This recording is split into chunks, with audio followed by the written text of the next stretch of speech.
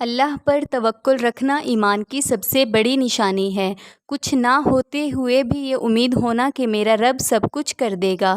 جتنا ہی ایمان مضبوط ہوگا اتنا ہی توکل پختہ ہوگا، کیونکہ اللہ فرماتے ہیں، میرے ساتھ جیسا گمان کرو گے میں ویسا ہی معاملہ فرماؤں گا۔ اچھا سوچو گے اچھا ہوگا، برا سوچو گے برا ہوگا۔ انسان بڑا ہی بے صبرا ہے، اسے لگتا ہے میں جو کر رہا ہوں ٹھیک کر رہا ہوں، اللہ کو مشورے دے رہا ہوتا ہے، وہ بہتر جانتا ہے کیا دینا ہے اور کیا نہیں۔ توکل کیا ہے؟ کیا روزی روٹی کے لیے ہماری جدوجہد کا کرنا توکل کے خلاف ہے؟ توکل لفظ وکل سے نکلا ہے، جس کے معنی ہے خود کو سپرد کر دینا اور مکمل بھروسہ کرنا۔ میرے حق کی رائے میں توکل کسی مولوی صاحب سے سیکھنے کی بجائے معصوم بچوں سے سیکھیں۔ مشاہدہ ہے کہ جب کسی بچے کو کوئی غیر انسان گود میں لینا چاہے تو وہ ڈر کر روتا ہے، شور مچاتا ہے، مگر جب اسی بچے کو اس کا باپ گود میں لے کر ہوا میں کئی فٹ اچھالتا ہے تو وہ ڈرنے کی بجائے خوش ہوتا ہے اور اکثر دوبارہ اچھلنے کی فرمائش بھی کرتا ہے۔ وہ معصوم بچہ جانتا ہوتا ہے کہ کچھ بھی ہو جائے اس کا باپ اسے زمین پر گرنے نہ دے گا۔ اس بچے کا یہ اعتماد اور بھروسہ دراصل اپنے باپ پر اس کا توکل ہے۔ یہاں اللہ پر توکل کا ایک قصہ بیان کرتے ہیں۔ کسی صابر و شاکر اور عیال شخص کی بیوی بڑی ہی بدگمان اور نافرمان تھی۔ اپنے بیوی کی وجہ سے وہ صاحب ایمان شخص بڑا ہی پریشان رہتا تھا۔ ایک مرتبہ اس کی بیوی بچوں کو کئی روز تک فاقے کاٹنے پڑے۔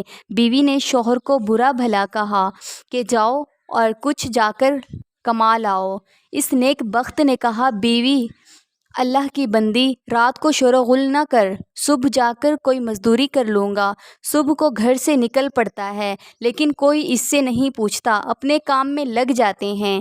وہ ایک جنگل میں عشاء تک عبادت کرتا ہے اور پھر خالی ہاتھ واپس لوٹ جاتا ہے اور سوچتا ہے خالی ہاتھ دیکھ کر پتہ نہیں کیا طوفان کھڑا کرے گی۔ بیوی نے سوال کیا کہ میاں صبح سے لے کر اب تک کیا کمایا ہے؟ شوہر نے کہا، جس کی مزدوری کی ہے وہ بڑا ہی رحیم و کریم ہے، اس نے کل دینے کا وعدہ کیا ہے۔ اس پر عورت جھلا گئی اور کہنے لگی، ہمارے بچے چاہے بھوک سے مر جائیں، تم وعدے کرتے پھرو۔